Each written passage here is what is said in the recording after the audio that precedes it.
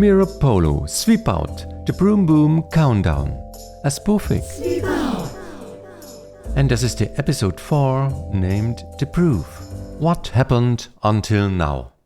My name is Alf, and up to now it was been my job to equip spaceships with cleaning machines. Yes, up until now. My employer, the World Institute for Astronautics, Space Research and Space Policy, has to make savings and wants to do this with the cleaning machines of all things. Astronauts are now supposed to keep their spaceships clean themselves, using somewhat older technology with devices such as brooms, scrubbers and vacuum cleaners. I had been asked to work on a project that was to prepare and accompany the introduction of these devices, and I had ordered and tried out a few of them. The success was moderate. The damage was still visible in the open plan office, and my living room at home was still drying. In addition, the Astronauts Union must have gotten wind of this top secret project, and protests are now raging on the Institute's premises. Hey, before we start, look! Anywhere down here you can subscribe to my channel. This is a small click for a man, but a giant leap. Well, you know. Episode 4. The Proof.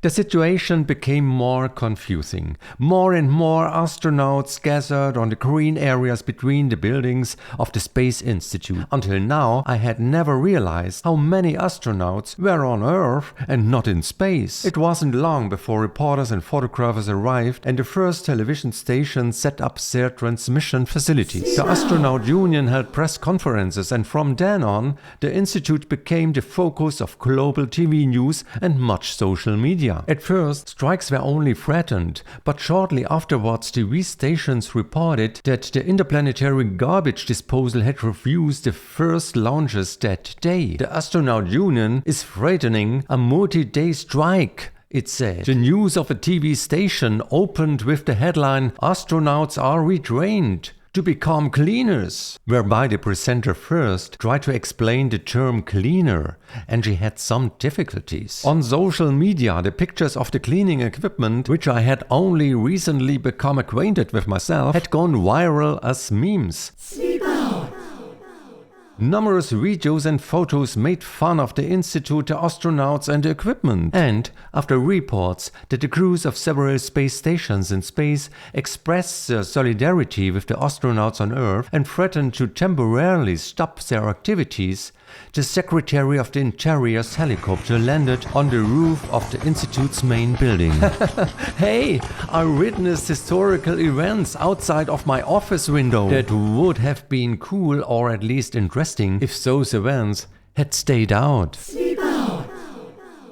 That exactly wasn't the case was made abundantly clear by my boss Potter when he entered my office. Well, actually, he didn't enter it, he rushed in. His hands were shaking, his eyes were twitching, and his strand of hair was hanging somewhere. "Mayor, I'm just being appointed head of a crisis management team by the general management," he shouted and flopped down in my visitor's chair. "All this shit is my problem now. You, Mayor, as the leader of the sub-project New Spaceship Cleaning, are now my first employee in this crisis team." Oh, I thought, anticipating how the problem would be distributed. "HQ doesn't want to compromise and go on the offensive to avert strikes," Potter continued nervously. On the offensive? What did that mean? I was just thinking the questions. Potter's expression clearly forbade verbal utterances. "This is how the general management means it," he began to explain. "If you could prove that our new cleaning devices," by which we mean scrubbers, brooms, vacuum cleaners and attachments, "work just as well as the old ones," by which he means the computerized automatons that spacecraft have been equipped with up until now, then the protests would be deprived of any factual basis. And if we could also come up with some of the benefits of the new devices, our negotiating position with the Astronaut Union would be strong enough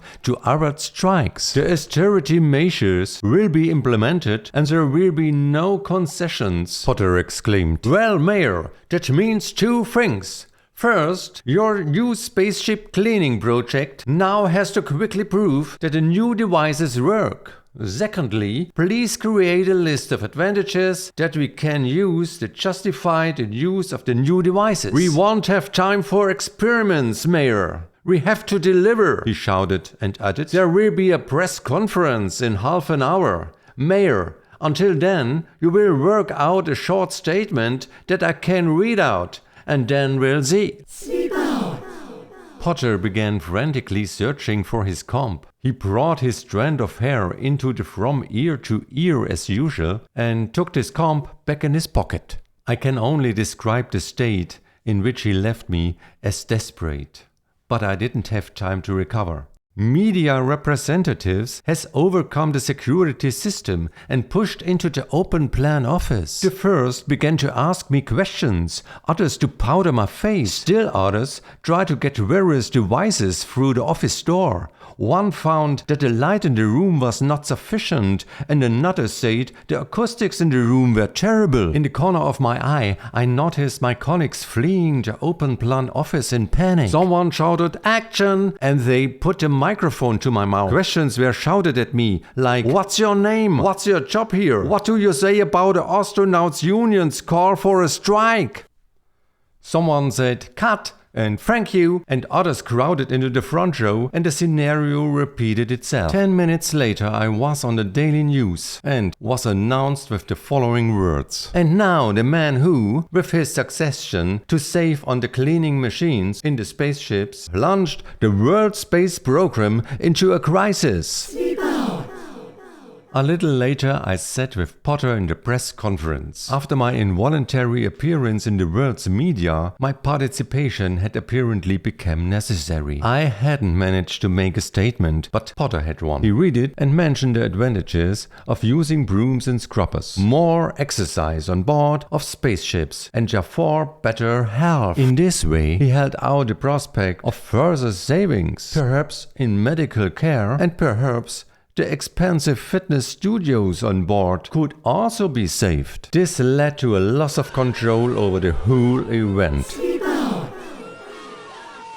Media representatives shouted questions into the room. Do you personally benefit from the savings? Do you have anything against the space program? Do you hate astronauts? The representatives of the astronauts union now completely lost their already hardly existing restraint, and some astronauts forcibly gained access to the hall. I would have preferred to flee, especially as the first objects were thrown toward the stage, but Potter held me back and whistled sharply and loudly on 2 fingers to make himself heard. When that worked, he said, "Our employee, Alfred Mayer," he stood behind my chair and put his hand on my shoulder, "is one of our best employees and as such constantly strives for innovations and improvements. He will prove to you all that his idea of using new beneficial cleaning devices in spaceships works, and will mark the beginning of a new stage in space exploration." Everything unfolded in front of me like a movie, in the action of which I could not intervene. Eventually, the conference room emptied, and I sat terrified, until Potter clapped me on the back and said, "Well done, remake it." The words resonated with me as if we were in an underground grotto. Eventually Potter was gone too, and I was sitting alone. I attempted an analysis of my current situation, and it was devastating. I had become world famous in the space of a single hour as the originator of one of the dumbest ideas probably in human history, and I was forced to prove that it worked, which I myself was far from convinced of. Oh my, the shitstorm that would follow me was unimaginable. I tried not to show myself in public for the rest of the day, which was easy at first because my open plan office was empty and all the other rooms emptied immediately when I come in. The canteen, the large entrance hall, ... Angry astronauts rallied in front of my office window. At the end of the day I disappeared through the boiler room. At home, I waited for the evening news, pondering what steps I could take to secure my home if the angry mob stormed my yard. To my astonishment, everything turned out a little differently than expected. The media, including social media, didn't side with the astronauts as clearly as I had thought. In several interviews, people had their say, explaining how they had to tidy and keep their workplace clean, and robotic were not always used. Even the Secretary of Interior had his say and said that he had to tidy up his desk himself at the end of the day and didn't want any robots at all distributes things in such a way that he might not find them again. So the media was relatively neutral. That evening, Potter called me again. "Congratulations on the first partial success, Mayor," he called into the phone. "The General Director and I think that we shouldn't let up now and go even more into offensive. We should now demonstrate the new cleaning devices and their function to a larger audience very quickly. This is the only way we can take away the arguments from the astronauts union and prevent a strike. We show the astronauts how easy it is." Potter made it clear in the following sentences that this performance had already been scheduled for the next day and who exactly he mean by we. "Mayor, you do it! I expect you are prepared." Without letting me get a word in, he hung up. Potter was already waiting for me the next morning when I entered the open plan office. To be on the safe side, I had come back through the boiler room because a group of astronauts had gathered around the main entrance for another protest event. "Mayor, everything ready for your demonstration of the cleaning equipment?" he shouted and prevented me from taking this as a question. "So, in half an hour, in the big lecture hall," he said, and left me. I could already hear the whistles and boos in the elevator on the way to the floor where the large lecture hall was located. When I entered the hall with my cleaning equipment, a storm arose, a mixture from whistles, chants and the flashing lights from the photography. The first rows were full of cameras, hundreds of celitels aimed at me to take pictures. The lecture hall was full of people, mostly excited, some protesting loudly and at once. I was fainting from excitement, and there was nothing that could improve my situation. I was attacked and laughed at, was supposed to demonstrate something I couldn't do myself, and had neither slept well nor had a good breakfast. As Potter and the heads of the institute took the stage, it grew reasonably quiet. "No preamble today," said one of the gentlemen. "Let's start right away by showing how efficient and simple these new cleaning devices are." He gave a sign, and immediately the cameras were pointed at me. Now I alone was in the focus of world publicity, with a vacuum cleaner, a broom, a mop, a bucket full of water, and a detergent to be added to the mopping water. I had to try to make the best of the situation. First, I used the broom, swept a little, and tried to say a few words of explanation. "Oh, that worked unexpectedly well." The numerous audience had obviously kicked up a lot of dust. So I managed to sweep up a heap, which was noted with astonishment. I was amazed the most, but gained a little confidence. I turned on the vacuum, and as I used it to suck up the swept up dirt, Potter praised, "Good demonstration!"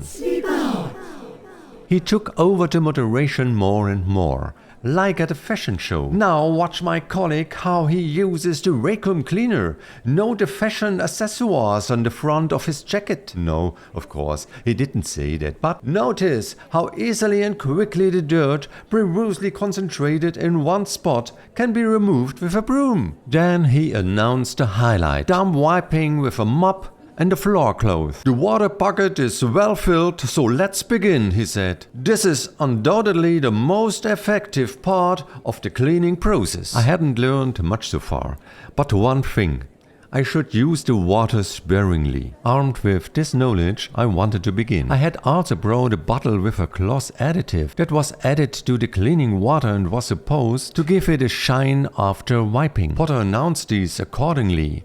My colleague Meyer will add a cleaning agent to the water so that the floor will then have a radiant shine. I held up the plastic bottle with one hand and tried to open it. However, that didn't work. Then I took the bottle at stomach height to be able to exert more force on the bottle cap. That didn't work either, which gave the process an unexpected tension and increased my nervousness considerably. It grew increasingly quiet in the hall. Sleep out. A few seconds later you could have heard a pin drop. Potter didn't manage to moderate the situation in a funny way. He was mute too, and the silence in the hall became uncanny. I made another attempt, cradling the bottle between my knees and using all my strength to open it. This time, it succeeded. The bottle opened. However, not as intended. The exit direction of the liquid, which was under the high pressure of my knees, could only be controlled insufficiently. It hit the audience in a wide stream. The reaction, whistles and boos were mixed with cannonades of abuse. Those hit by the liquid greeted angrily. The situation got out of hand. I was petrified, with several astronauts took advantage of, entering the stage, seizing the brooms and scrubbers and broke them demonstratively. One grabbed a filled bucket of water, ran towards me and put it over my head before I could have effectively avoided it. Sleep out. As a result, others who had also rushed onto the stage slipped, stumbled and fell. Water splashed, detergent foamed, people slipped, cameras fell. Some of the reporters present began spontaneously to comment on what was happening, and it sounded like the description of a natural disaster. Scenes that were captured by several cameras and satellites ready for feature films, and just a few minutes later were breaking news across screens and monitors around the world. Sleep out. For today we come to the end. I need to dry off and change urgently. But of course, it goes on. Look forward to the next episode. It's about secret negotiations. So you don't miss it, subscribe my channel and activate the bell, all for free. I could really use a little attention and support right now. Okay, bye, see you.